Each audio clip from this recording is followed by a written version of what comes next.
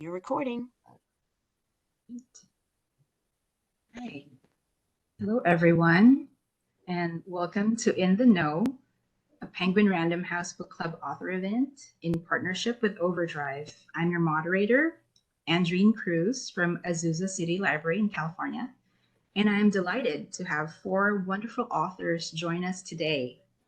Russell Lim, Julie Atsuka, Charmaine Wilkerson, and Lindsay McMillan. Thank you, authors, for being with us today to chat about books and book clubs. Russell Lim is the critically acclaimed author of Natalie Tan's Book of Luck and Fortune, Vanessa Yu's Magical Paris Tea Shop, and Sophie Go's Lonely Hearts Club. She lives on the North Shore of Lake Erie and always has an artistic project on the go. Julie Atsuka was born and raised in California. She is a recipient of a Guggenheim Fellowship, and her first novel, When the Emperor Was Divine, won the 2003 Asian American Literary Award and the 2003 American Library Association's Alex Award. Her second novel, The Buddha in the Attic, was a finalist for the National Book Award in 2011 and won the 2012 PEN Faulkner Award for Fiction and the 2011 Langham Prize in American Historical Fiction. The Buddha in the Attic was an international bestseller and the winner of the prestigious Prix Féminin Étranger in 2012 and the Albatross Literature Prize in 2013. She lives in New York City. Her newest book is The Swimmers. Charmaine Wilkerson is an American writer who has lived in Jamaica and is based in Italy. A graduate of Barnard College and Stanford University, she is a former journalist whose award-winning short fiction has appeared in various magazines and anthologies. Black Cake is her first novel. Lindsay McMillan is a writer, businesswoman, and hopelessly hopeful romantic. After growing up in Michigan in the land of cows, cornfields, and kindness, she graduated magna cum laude from Dartmouth College. She was formerly a vice president at Goldman Sachs and has worked in both New York City and London. The Heart of the Deal is her first published novel, and she shares unfiltered poetry and prose on Instagram. So thank you for being with us today. So let's dive right in. Let's start with an elevator pitch of why your book is an excellent book choice pick. Let's start with you, Russell. I think that it's a great book to talk about to get the conversation started about family, about food, and about intergenerational relationships. And also, it's a fun Snow White retelling. In that case, a lot of people can relate to that and can find a lot of adorable themes in it. Absolutely. How about you, Julie?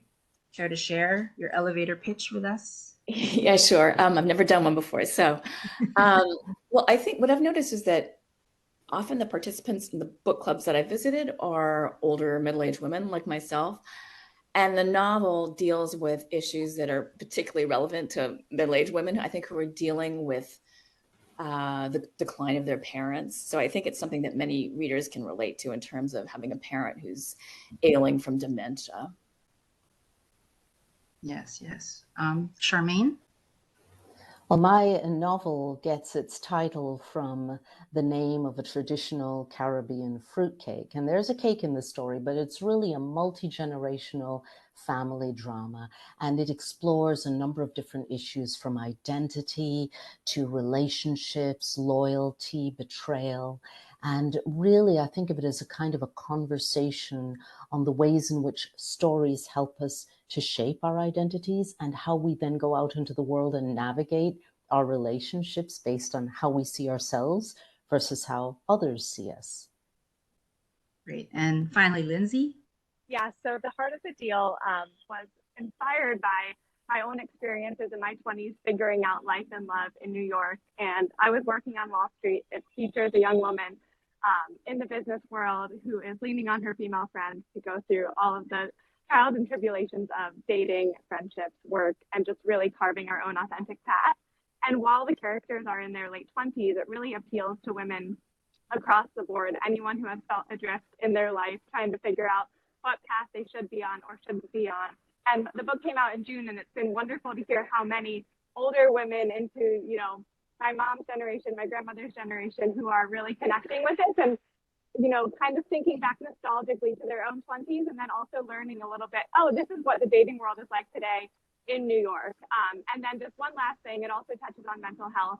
In still a rom-com women's fiction, there's a lot of levity to the book, but there's also the darkness. And those two things provide a lot of good conversation for book clubs. And I think it's something that I would love to see even more of in fiction. Right. Well, you dived right. You went through the second question, which was about the inspiration for your book. So let's start with you, Lindsay. So you already shared the inspiration for your book, but how did you settle on your book's theme? So, like, what made you decide to also include mental illness, for example, or so talk to us more about the theme.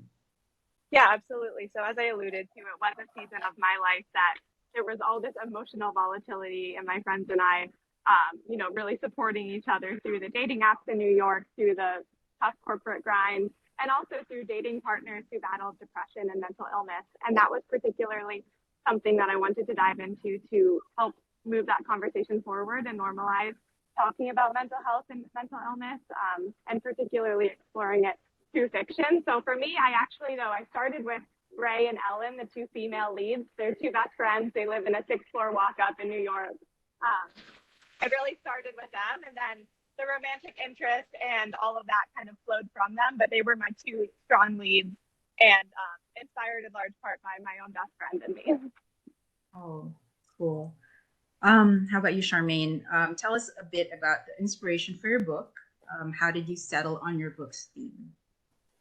Well, I didn't even settle on a theme. I just started writing stories, and I had all of these voices. And this is what you would call a polyphonic novel. So you have a series of people who are seeing the world from their points of view, and then their stories come together.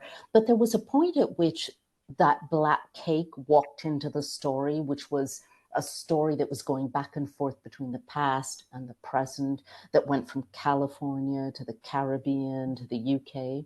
And when that black cake sort of walked into the story, I realized that my own mother's love of that traditional Caribbean fruitcake had sort of influenced me. I do a lot of thinking about how the stories in our lives, the stories that are handed down to us, help us to shape our identity, whether as individuals or families or cultures, and how food often is a language. And so that really came into play. But also the black cake in particular has a sort of hidden story. And this, it has to do with the history of this cake. And this particular story is about a brother and sister who discover their mother had a hidden past, and how that completely upends their sense of identity. And where do they go from there? What was true in their relationships? What will happen to them going forward?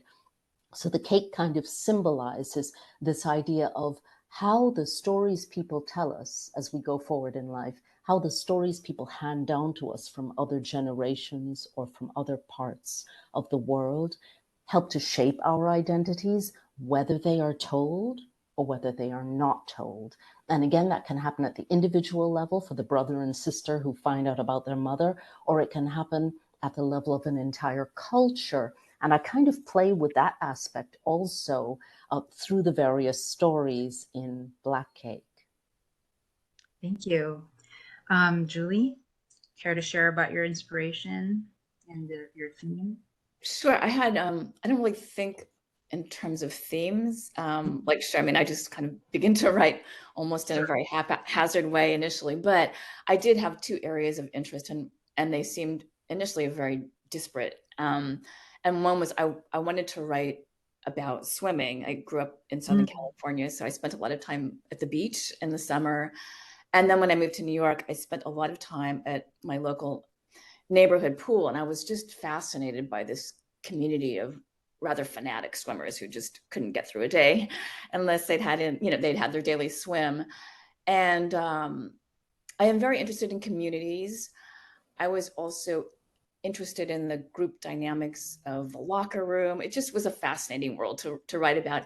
I also wanted to write about what it was like as a daughter watching my mother's decline from dementia. She had a particular form called Pick's disease.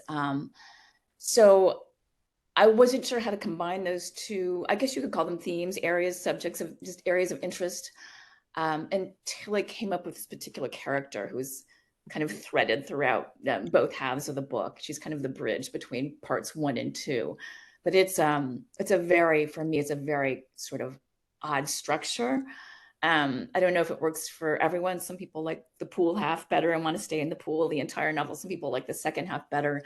But I hope I've told my story with a little bit of humor and tenderness as well. The subject matter can be very, very difficult, I think. But I tried to use a little bit of levity, I think, in the telling of my novel. Thank you. Rossell? The inspiration for my novel are my grandparents. It's a love letter to them. And both sets, I don't have them anymore. And it's really my memories of growing up in Toronto as like an immigrant kid and spending all of those weekends with my grandparents. And then I thought, wouldn't it be fun to see what it would be like for, to take a glimpse and put a lens on the older generation to see if they actually date and what their love lives are like and how they handle loneliness and would they even hire a matchmaker. It's Mhm. it's like putting a spotlight onto like I find that older people aren't as much in the forefront in a lot of fiction, and in this case it is a group of 7 bachelors who are still living life to the fullest and contradicting the whole idea and stereotype that when you get older you become disposable or unseen. Thank you.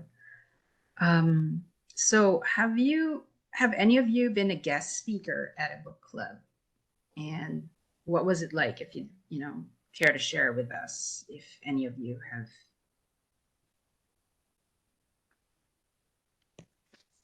Yeah, I can jump in first. Okay, yes. Yeah, so like I said, I guess it's been 4 months since the book came out, and I did a intense 3-week book tour, and then I kind of done some sporadic events throughout. And I love speaking with book clubs because I think it was my first book that I published into the world. I had 4 that didn't get published before this one, but this was the first experience of writing something and then letting other people really react to it at a bigger scale. And I think there's a slight tendency of correcting people and saying, "Oh no, this is what I meant. This was my view on Ray and Dustin's relationship, or this was my intention with the ending."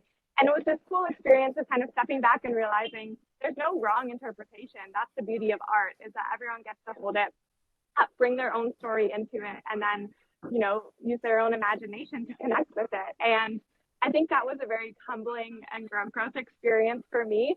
And it also just helped me, understand the new layers of depth and the new ways that my story, that I wrote with, my own vantage point can then connect with so many others. Anyone else who had experience? Yes, Ruth. For me, I was invited to someone's home where they had like an intimate little book club. They served wine and it was great. And I found it absolutely refreshing to be confronted with my creative choices right there, right in your face, asking questions.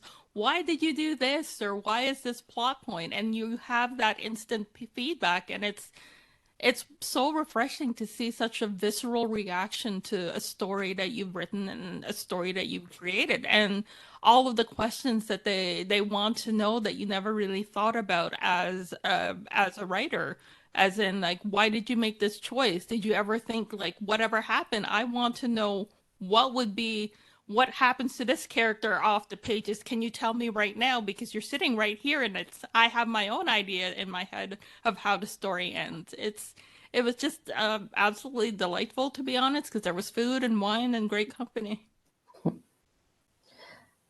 I'll chime in if that's Yes. okay. I really relate to something Lindsay said in particular, but also you, Roselle, because I've done quite a few conversations with book clubs, and perhaps because I live overseas and so I'm always online. And I have to say that I'm still that little girl who loves books. And it's just delightful to sort of step into that room. I've also done some in person and just talk to people and hear their interpretations, because I sort of had this idea of, I wrote a book and it's there, but it's the beginning of a conversation. And so it's interesting to hear the rest of the conversation, because there are so many issues. My book also delves into the relationship that we have with the natural world, with aspiration, with womanhood, and a number of different issues. And it's interesting to hear people become very emotional about characters and actually gnash their teeth over a couple of the characters in particular. And really just say, oh, well, that fellow, Lynn, for example, in the book Black Cake, and how could he do that? And that was the interesting thing, that it was more of a conversation as though we were just talking about the characters. And yes, then people will ask you about the choices you make, but Julie said this before, the idea of there are some of us who plan everything ahead of time, and then there are those of us who write first, and then we take a step back and look at the characters. I tend to follow the characters, sort of follow them by the nose. And so I discover things about the characters as I go along, as I'm writing. And it's interesting to hear people who have read the book, as you said, Roselle, then say, oh, well, I imagined it this way, or why didn't that person do it that way? What I love about writing fiction is that it gives us the chance to step into the heads of other people and step into other situations and dare to ask the questions that maybe we're afraid to ask in real life, which is, well, what would I do if I were that person? Really, how would I have reacted? We don't always dare to be that empathetic or to be that understanding in our own lives. But when we explore through fiction, we can ask difficult questions, and maybe we don't ever get the answers. That's powerful. Thank you, Charmaine. Julie? Yeah, I mean, I've done many book club visits over the years, and it's great. It's very, very intimate. I mean, usually often I'm standing at a podium in front of an audience, and that's one experience, but it's just very great to be in somebody's living room. And often, I mean, I think we writers love to hear other people's stories, and people will just start sharing very, very intimate stories, which I always appreciate hearing just as a writer. And it's, when you work in a book, I mean, it can take years of just working in solitary, and you don't even know if you're going to have an audience at all. So it's just very humbling to meet real life readers and hear that they've actually been touched in some way by your novel. And then with the onset of the pandemic, I did several Zoom book clubs, and that was great in a very different way. And then I got to visit with groups that I wouldn't normally otherwise visit with, just in very far away places, California, Missouri, and then most recently in Muskego, Wisconsin, where my first novel was banned. They started a local book club there to read the banned book. So it's actually, Zoom has been, and it also just allows you to reach many more readers. But I do miss the kind of food and convivial aspect of just convening in person, and I hope to return to that soon. Absolutely. So, did you hear a discussion emerge about your book that surprised you? Anybody? Like, during maybe forums or like actual book clubs, or people who come up to you and like they would say something. Was there something that surprised you? If not, we can go to the next question. I was surprised by the number of people who would comment on the length of the chapters in my book, because I have a lot of very short chapters. And that sort of reflects the way I tend to naturally write. I tend to sort of think in scenes. And I when I first wrote that, I wasn't sure how that would work. And of course, thank goodness for your publisher and your editor who helps you also to polish things. But I was really pleased also, but surprised that people would notice and appreciate that over the length of, a 300-page book, because it's a different way of writing. I think we see that in certain genres, but not always in a multi-generational family saga. And I was also surprised again with the emotion that was invested in certain characters, and also trashing certain characters, and I love that. I love that that there's this attachment to the world in the book. Yeah, I actually like the chapter titles in some of your books. It created the mood, it was kind of like, it gave that almost, foreboding kind of feeling, like, oh, what's going to happen now? So I like the chapter titles. So are you part of a book club, like where you're discussing other books, for example? And if you were to be invited to a book club discussion, which two factors would draw you in to a particular book? Rochelle? I'm a simple person. I'm kind of drawn in by the food. If somebody says, here's a menu of my book club, I'd be like, oh, well, okay, I'll read whatever book it is that you want me to read. That's a fantastic menu.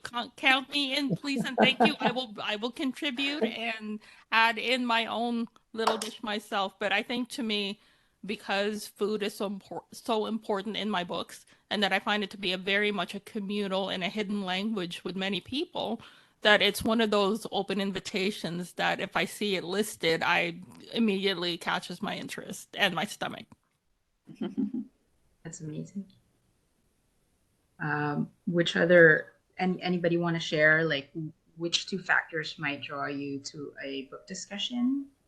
So Rochelle, is food is great. It's a good excuse for sure. Maybe the characters that are going to be discussed, or a particular genre, or you guys are too busy for book clubs? It's like a busman's holiday. All right. So, oh, sorry. Oh, okay. Go ahead, please. I wanted to answer the previous question about something that surprised us.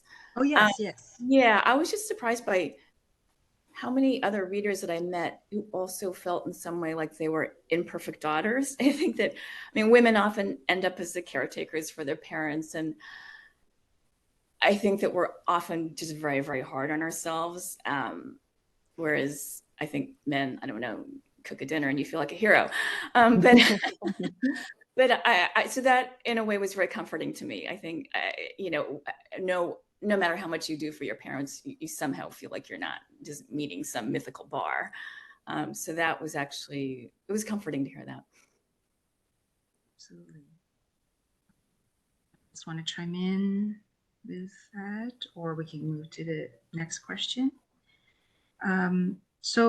What is a favorite question pertaining to your book that you would like book club members to answer? For example, do you have a question that, like for discussion guide, is there a particular question that you want readers to mull over and discuss?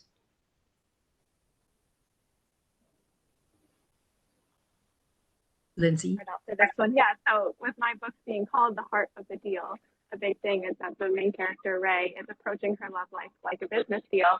And she has it in her head that she's going to lock in a husband by her 30th birthday. And then it's ultimately kind of her journey to overcoming those pressures and letting love and life breathe on its own timeline. So for a jumping off point, a question I like to ask is kind of what the implications are of Ray bringing her corporate analytical side and approaching her love life like a business deal, what that does to her dates, to the people that she is seeing, and how she is treating herself too. Because it's something that, in jest, my friends and I kind of realized how much crossover there was between the language that we use at work and then the language we use to describe dates, because you want to kind of put up walls and keep things from feeling so personal, especially in New York or in the dating app world. And so I love getting on, you know, what do they see in the characters who are doing this, and then also broadening it to their own lives. Have they ever felt like they've approached love like a business deal, or tried to, you know, see it as a numbers game and dehumanize it, and kind of the bad or sometimes good things that can come from that? That's an excellent question. Anyone else want to share something that, yes, I'm going to jump on what Lindsay said, which is tangential to my novel, which is I'd want book club members to contemplate whether they would actually use a matchmaker, a traditional one, because a lot of people have said, you know, you have dating apps, but using a human element brings a different dynamic to trying to find love. That is a wonderful question. I mean, I am eager to know what readers would share about that question. Thank you. Julie, Charmaine? Yeah, I think that, well, so in the first half of the novel is set in this underground recreational swimming pool. And at a certain point, a crack appears at the bottom of the pool. So I think I would ask, is the crack real, or is the crack a metaphor for something? And I often get questions about, what did you really mean by the crack? But I never really give a straight answer, because I don't want to give away anything. I think, like what Lindsay said, I think the beauty of reading is that each reader brings their own interpretation of the novel to the book. So I think that would be my starting off question. That is a great question. Charmaine? Well, you know, people often ask me, well, how much of this story is autobiographical? Because I've written a story about American adults who were born to Caribbean parents, and then the story goes from one country to another, back and forth, past and present. So that kind of leads me to a question that I find interesting, because often what I have seen from book clubs and people who write to me, even through the social media, is people want to tell the stories of their own families, and how the book has helped them to think about how when you don't share your story, there can be misunderstandings between one generation and the next, or one sibling and the next, and how sometimes you need to stop and think that you don't always know what's going on in someone else's head and what has happened to them. And so my question would tend to, you know, the question that I like when people ask me that, because my answer always is, you know, this is not an autobiographical story. It's not even biographical. Of course, we steal details from real life and put them into the field of our imagination and seed that field, and something grows. But what is, I think, autobiographical and true to so many people, no matter where their parents came from or where their family members came from, is this idea of how the stories you hear shape your identity, and how what you don't hear also shapes your identity, and what happens when it shifts. That's what I can recall. I can recall hearing certain stories from my family. Then when I was older, a mature adult, I heard another version of the story. Was that because someone forgot what they'd said before? Was that because I was now mature enough to handle that? Was it because times have changed in a couple of decades and now people don't worry about certain things? And so I love that question, because it opens the door to what is universal in a story. You know, whether your parents grew up in a certain place, whether you grew up in a certain way, what is at the core? What's at the core are the emotions and the conflicts and the questions. I think that's why I write. So that's kind of an open-ended question that allows people to talk about a lot of different things. And then Charmaine, the book club discussion will be like 4 hours. You got it. Would be like sharing all their, you know, insights. Thank you. Thank you. So if you're discussing, for example, your book with others, which of your characters will you pick apart? So for example, you're at a book club and you're discussing your book, and you're like one of the members, which character would you love to pick apart? Like, talk more about, or like, why is this person like this, or like, so anybody care to share, like which character would you um like focus on and like really pick apart? Julie? Yeah, I think it would have to be Alice, the older woman who's suffering from dementia and who was a regular Yes, swimmer yes. at this pool. And I think Mhm. she's very ordinary in many ways, just kind of a suburban housewife. And yet she's had an extraordinary past. She's flashing back to memories of living in the concentration camps for Japanese Americans as she is nearing the finish line, in her life. And so I think that there's a lot to talk about when people look at her and what she's gone through, just in the way that there's a lot to talk about. I think anybody who reaches a certain age and has lived through a substantial portion of history.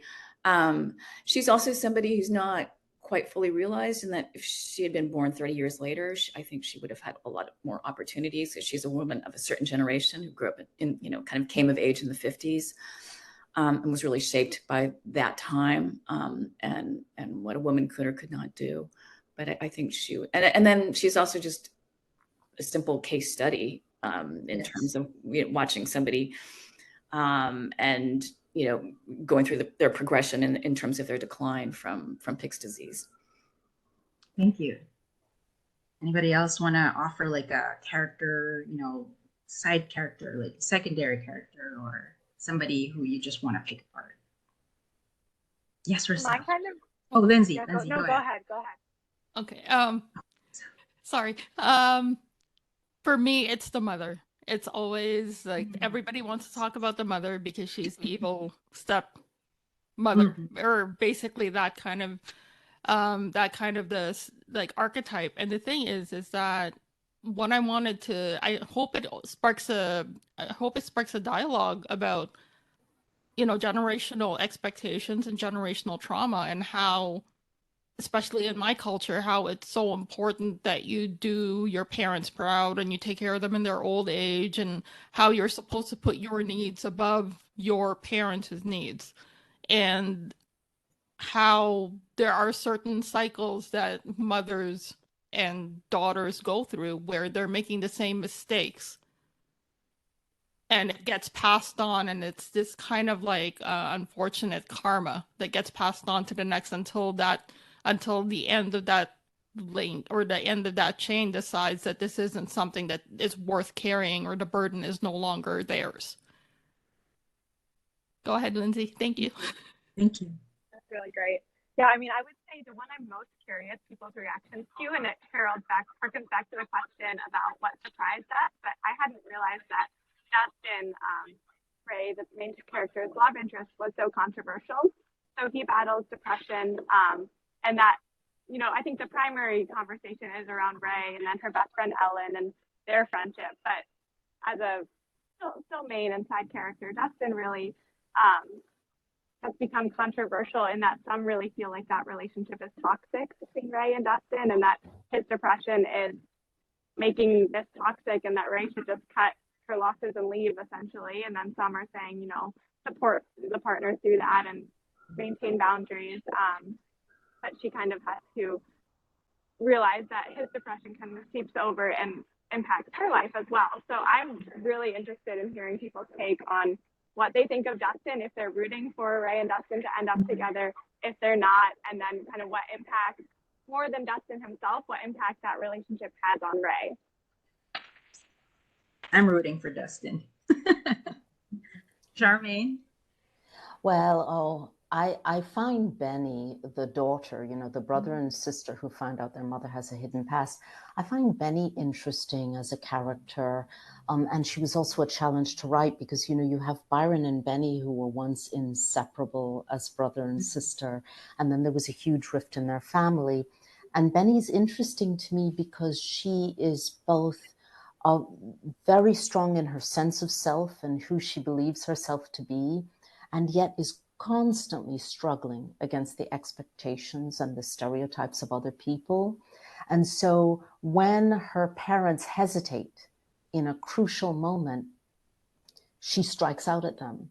And there's a huge rift. And that's what causes the great separation that continues until the death of her mother, which is really the beginning now of the action in this novel. And I find her fascinating because on the one hand, she's, you know, she's just that little girl who wants to be loved, who misses her big brother, who grew up in a family really filled with playfulness and joy, but who began to struggle as she began to see herself as someone who would have to face the stereotypes of other people, the expectations, the pressures. And that kind of encapsulates the struggles that her mother went through as a young woman who was very headstrong, that her brother is going through as someone who's seen as being Mr. Successful, everything's so easy. And so again, it's how much do you reveal to people? And if you don't reveal, to what extent are they going to misunderstand you? And the misunderstanding and her defensiveness creates a big rift in her family. Thank you. So what is your opinion about book clubs watching a movie version of the book? Is that a good or a bad idea, and why? Anybody? Charmaine, you look like you want to say something. Yes, but I just spoke, so I didn't want to jump in. But I'll just say, since Please, right yeah. as we speak, I'm in the UK where the series based on the book Black Cake is actually being filmed. And I think it's interesting because I, from the start, always thought, you know, I wrote this book. I'm just thrilled that this story is out there to start conversations. But I think of the book as being there and the characters as living their lives now. The characters have gone beyond the book and I don't know where they're going. And so when I think of something on film, I've always thought of it as being a different interpretation of those lives and the themes. Of course, I wanted to somehow reflect what's in the book, but I don't have that same sense of a book should be just like a film. What I do find is that I, as a reader, if I've read a book and then someone makes a film or a series, I don't want to see it right away. I really want to hold on to the experience, the literary experience. Or if I happen to see a film based on a book and I'm very curious about the book, I wait because I feel they are different and I feel that I need to separate one from the other. A visual medium is not the same as a literary medium, which has its own visuals on the page. I don't know how the other writers feel about that. I just don't expect the same thing. Yes, Yeah, sorry, Julie. Okay. I don't even like the idea of there being a photograph of a character on the cover of any of my novels. The first novel, when it came out in paperback, there was one version of the cover in which it featured a photograph of one of the family members. And I just thought, no, that's all wrong. First of all, the book is about not this particular character, but about the entire family. But also, once you put a picture into the reader's head, it kind of, I mean, it ruins it. I think that what is so magical about reading is that each reader gets to imagine the characters for herself. So I would always, prefer not to give the readers a picture. And none of my books have ever been turned into a movie, so I'd be thrilled ever to happen. But my last novel was staged in Paris in 2019, and that was it was amazing to see. It just because the theater is such a very, very visual and live medium. That was, it was a thrill for me. And I guess I wouldn't really care how readers came to my novel. If it were through a movie, great. If they're reading the book first, also great. Thank you. Yeah, I would just kind of piggyback off of that, of looking at it as a different medium. I think growing up, I would always kind of be critical of the movie after I'd read the book and I would love it. And then I would pick apart all the things that didn't, align exactly. And now if my book were to be turned into a film, I think it would be kind of that letting go and realizing this is a different medium. It's a different way of storytelling and embracing those differences rather than critiquing them. So I'm all for both. I do think maybe having a separation of time between when you read the book and when you see the film, or at least a change of the state of mind so that you're able to kind of go in with a clear and open mind and heart to it. But I think there's so much that can be conveyed on the screen that's a whole other lever of opportunities. And I'm eager to learn more about that side of things. Marcel? I think it's like a fantastic way to kick off a discussion just because people already have preconceived notions of what the book characters look like in their heads. And then you get to see actors play them, and then it inspires all of that discussion of why did the show writers decide to pick out certain scenes to highlight versus what's in the original literary text. It's kind of like I kind of feel like I'm in school again. When you watch the movie and you read the book for a book report, and it's just that it is right, like what everybody else has said, that it's two different mediums. You're comparing two different things. It's not the same thing. And it's like, I think it's wonderful that we live in a world. There are two different incarnations or many iterations of, from the same source material. It shows what variety of perspectives are out there. Thank you. All right, finally, let's talk about book club atmospherics. Which background music will set the ambiance for discussing your book, you think? Or care to share any musical inspirations that could help people get in, into the vibe of the book as they're discussing? You mind if I go? Yes, Rochelle, please. Book club, I think if it's going to be an intimate, I'm picturing an intimate setting with a bunch of friends that are talking with food and wine and such. And I would recommend you download the instrumental version of the Beatles songs that are mentioned in the book, in my book, because the main character, Sophie, loves the Beatles, and having that instrumental version of the Beatles songs that are mentioned wouldn't be too obtrusive to any conversation, but would kind of maybe linger in your subconscious for a little bit and maybe tease out some thoughts that are lurking there that you haven't quite expressed yet. Wonderful. Anyone else want to share any recommended playlists? Well, Roselle mentioned the idea of not wanting music to be too strong, remain in the background, but leave a sort of a subliminal message. So I tend to think that it would be fun to hear some music at the start, but then to just have people speak, just to have a room with people yapping away. My particular story, I listen to a lot of different kinds of music in general. And when I was writing one, I think I sort of put together a playlist actually. And it ranges from old jazz standards, we're talking about Louis Armstrong and Ella Fitzgerald, to calypso, to reggae, Journey, songs by Black Eyed Peas, and also classical music. And I think that I would want to associate very high energy music of any genre with the book Black Cape, because there's a strong physical life in the lives of certain characters. You have the open sea swimmers in the Caribbean, the teenage girls who are exceptional open sea swimmers. You have the surfers in the present day. You have people who are running, who are trying to escape. You have a murder. So I like the idea of high energy, but if I were in the book club, I wouldn't want to hear it while I'm talking. Does that make sense? Yes, absolutely. Anybody care to share? Or we can go to the next topic. Yeah, next question. Yes, Julie. Right. Oh, so I think this will sound weird, but I would have Ravel's Bolero playing in the background. Ravel suffered from Pick's disease, like my main character Alice, and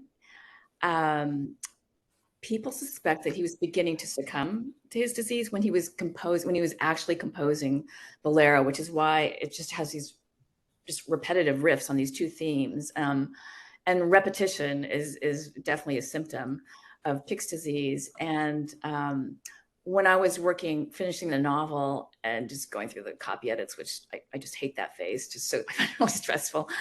At the end of the day, I would just, as my gift to myself, I would just listen to a recording of Bolero, conducted by Gustavo Dudamel, conducting the Vienna Philharmonic, and it would just instantly kind of relax. There's just something very hypnotic about it. It would relax me, it would just lower my blood pressure, and it would just kind of allow me to chill out at the end of like a very intense day. So that would be my choice.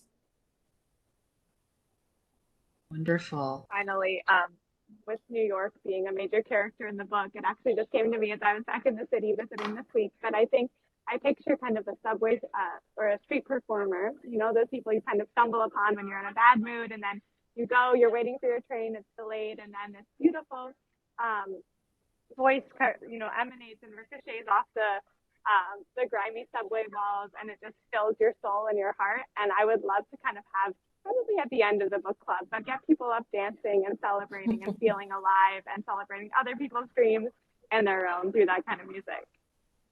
That's lovely. All right, so let's talk about food at the book club. So what food choices will go well at the book club that's discussing your book? It could be related to your book, or it could be your favorite food. So we get to know your favorite food, so that as people are, discussing, contemplating things, they get to enjoy their author's favorite food.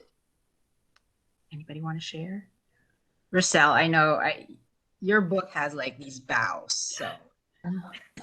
I would go with, because there's a character in the book that's a baker, an amateur baker, Mr. Regret, that loves to bake. I would love to have basically like, at a wedding, you have the sweets table. That would be fantastic if there was some sort of sweets table that is like offered at the book club, and it would have such things as like macarons, and one of my favorite pastries is savory. I always tend to pick savory over sweet, and the one that I love is a leek and Parmesan Danish, where it is a golden Danish with a crisscross pattern that you can see the gold against the green leeks that are underneath, and it's absolutely fantastic. And go to the Chinese bakery, pick up some curry buns, some char siu baos, and milfoils, like combine different cultures, but through pastries, like steamed egg tarts. It's that, like, I find it to be, you celebrate, like, I think celebrating or cooking a food, or cooking a book's food is a fantastic way to discuss and hold like a book club. Great. Charmaine, you think people can make a black cake? Well, I know they can, because I keep getting pictures on Instagram and through, even WhatsApp, people who know me, former colleagues, because they're all trying to make black cake. Black cake involves soaking fruits for months in a jar, and you soak it in rum and port and so forth. And so it's interesting to see people sending photos from their book clubs with a black cake at the center. But it's also interesting because this recipe, for me, it represents celebration, Christmas time, weddings. But the symbolism that it holds in the story also reflects the true history of this recipe. It's essentially an English plum pudding that has evolved over the centuries to become this Caribbean cake where the fruit is soaked in rum and port. But the ingredients are not indigenous to the Caribbean. They're not exclusively Caribbean. And you could not get from one recipe to the other without thinking about what happened politically and economically in the past. So we're talking about colonialism and forced labor and entire agricultural economies based on producing very specific cash crops like sugarcane, from which rum and sugar are produced. So I think it's an interesting thing to have at a book club, because we're talking about the story, what it represents in the present, and then the real history of a food. But then if you have cake, you've got to have something healthy. So at least some dip and vegetables, and nothing as exciting as what Roselle mentioned, but something to counteract all of that sugar. Yummy. All right. Yes, Lindsay. Yeah, so I would say for evenings, mine is definitely kind of the ice cream pint, Trader Joe's dark chocolate, peanut butter cups, and wine, and kind of that communal sitting on the floor, sharing that experience, which is something that my characters do. And the group of the four of them in the book, they're called the Scramblettes. So if it's a brunch thing, I have to tell the story of the Scramblette, which is that my characters, the four best friends in New York, they are in their 20s and they still can't properly flip omelets. And they go on these existential crises about how they're grown ups and they still don't know how to flip omelets. So they end up turning more into scrambled eggs. So they call it a Scramblette, where they basically just take everything in their fridge, put it in the little tiny skillet on the mini stove in New York, and then gather around and share these scramblets. So if it were a brunch theme, I would definitely introduce that as well. Great idea. And finally, Julie. Yeah, so Andrienne, so you're in California, so you know Marie Callender's. Do you know that chain? Yes, I know Marie Callender's. So she's often, 20 minutes after she's eaten lunch, she'll forget that she's eaten lunch and she wants to go out to Marie Callender's for coffee and pie. So I think I would feature coffee and pie. And then she has a cupboard just filled with her disaster food of choice in case the big one in California hits, which includes macadamia nuts and then Japanese senbei rice crackers. So I think I would put those two things out as savories. And then just because I like them, I think guacamole and chips for me, the author. Yay, thank you for sharing. All right, so thank you, authors. Those are all the questions I have. Thank you for sharing your thoughts and insights with us. It was a pleasure to talk about books and book clubs and to feel inspired about hosting our next book discussions. Thank you. Let's see if we have any questions from our attendees. I'll just wait.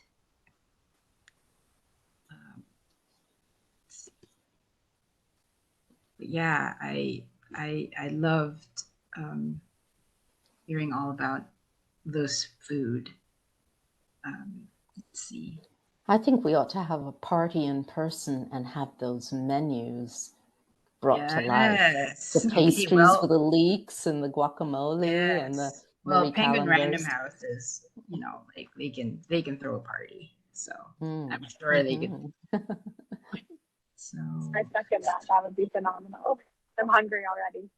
I did just eat lunch before this. All right. So I have a question here. How willing are you all to joining virtual book clubs briefly? Virtual book clubs. You guys are cool with virtual? What are your thoughts? I'm sure you guys would love to hear about people talk about books. I'm kind of like Charmaine. Like I live in the middle of nowhere in Ontario, Canada, like on the North Shore of Lake Erie, and online and virtual is like what Julie also mentioned. It's just a way to reach so many people. So if anybody is interested in having me, I'd love to join. Just ask my publicist, Tara. There you go. Well, I don't see anything here. So yes, Jen or Charnel.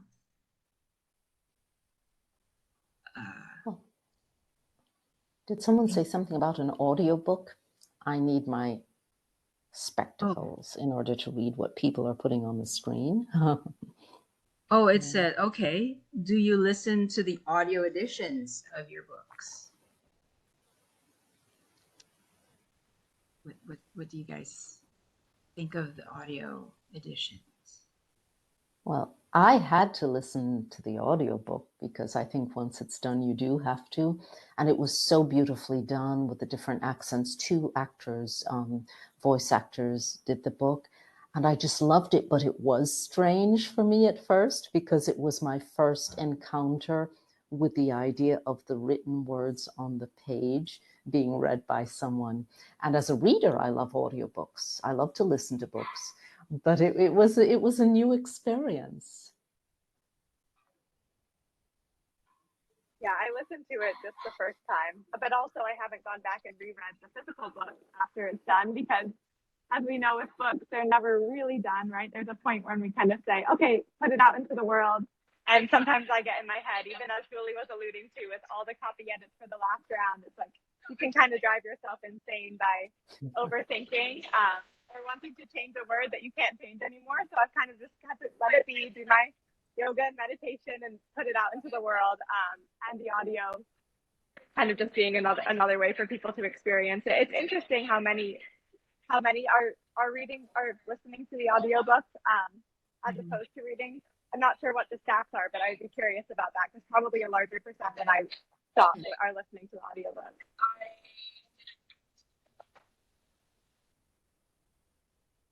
I listened to all three of mine.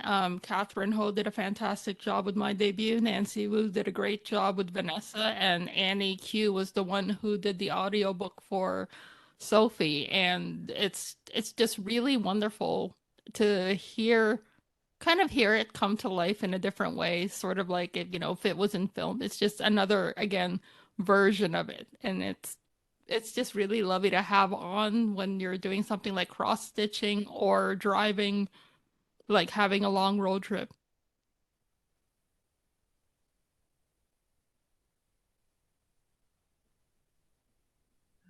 Again, thank you for all your thoughts and all the things that you shared with us.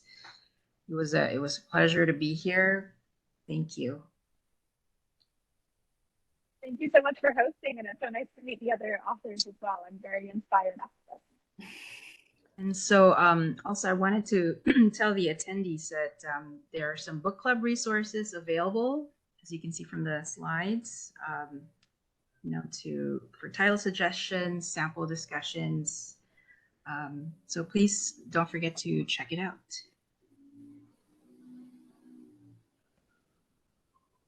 I second what Lindsay said. Thank you so much for inviting us. It's great to be part of this OverDrive program for Penguin Random House.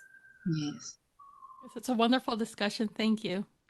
Yeah, and I just wanted to thank all the librarians out there who I know are under attack at this moment in terms of just book banning that's going on all across the country. So I feel like you're doing really important work. Thank you.